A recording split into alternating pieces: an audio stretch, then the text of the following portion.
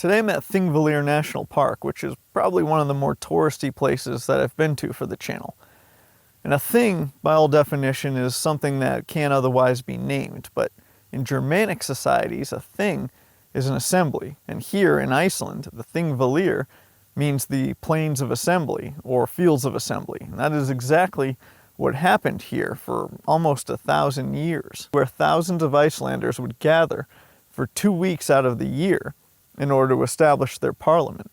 From 930 AD to 1798, Iceland's chieftains, or Gothi, the law council, and religious leaders gathered here annually for the Althing in order to recite the law of the land, make rulings, and proceed over legal matters, and also confirm future calendar events. The area was forfeited to the public after its owner was found guilty of murder, and it was deemed a perfect central point for an assembly, with 17 days being the longest any Gothi had to travel in order to reach the Althing, coming from the easternmost part of the island. With the assembly, though, came thousands of citizens. All were allowed to observe and listen to the proceedings, but few were allowed to participate. Primarily, though, they were there to make money.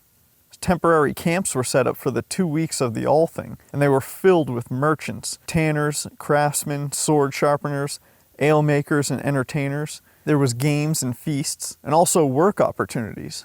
For many of the younger generation, the Althing was almost like the Tinder of its time.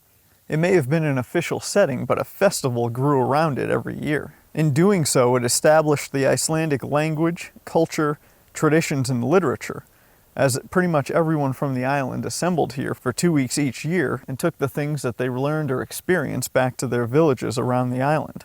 And we know the names of many of the people who were here as far back as the 11th century. And that's because of the Landnámabók, or the Book of Settlements. It's over 100 chapters, and it describes the founding of the island. It also has a census and describes over 3,000 people in detail, as well as 1,400 settlements. And a theory is that a lot of it was recorded during the Althings.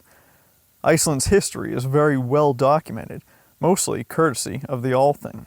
Most of the legal proceedings done during the Althing were conducted on the Law Rock. When two people had a grievance, they could bring it to the Althing and have a trial conducted there, after which an individual could be punished with outlawry or even death in the case of witchcraft. Several people were burned for witchcraft here in the 17th and 18th centuries. Many people would dig and build what's known as booths, or little huts to live in during the Althing.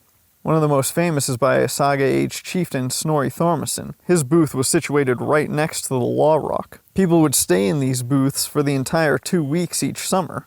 About 50 booths have been found, mostly along the banks of the river and along the slopes. New booths were built on top of the remnants of older ones, and the visible remains today are mostly from the last 2 centuries of the Althing, around the 17th and 18th century. The walls would be built of rock and turf, and then roofed with a fabric draped over a wooden frame. Not much is known about the oldest booths from 930 until about the mid-13th century, but there are written sources that say they were often large and closely spaced. The chieftains would often put a roof over their booth of woolen cloth, and they would provide accommodation for their followers. Many temporary shelters and tents of various kinds were also erected by those visiting the Althing. As the years went on, the function of the Althing changed from legislative assembly to a simple court of law, with smaller booths being erected in the later centuries. Many of the officials would have established booths. The sheriff of Rangvellir County, Nicholas, had one here. At times he would escort criminals to the court at the Althing. Thingvellir is situated right where the North American and Eurasian tectonic plates meet. Hundreds of fissures crisscross the area, running southwest to northeast along the fault line. And over time, earthquakes have sunk the land as much as 2.5 meters, after which parliamentary assemblies at Thingvellir ceased, and were later resumed in the capital of Reykjavik. This spelled the end of the Thingvellir as a parliamentary meeting site. Many of the booths and relics have been flooded and probably washed out into the lake, and the surrounding areas become very marshy, making it very difficult to discover archaeological remains, many of which are hidden underneath the surface. Thanks for watching, and as always, until next time, get lost.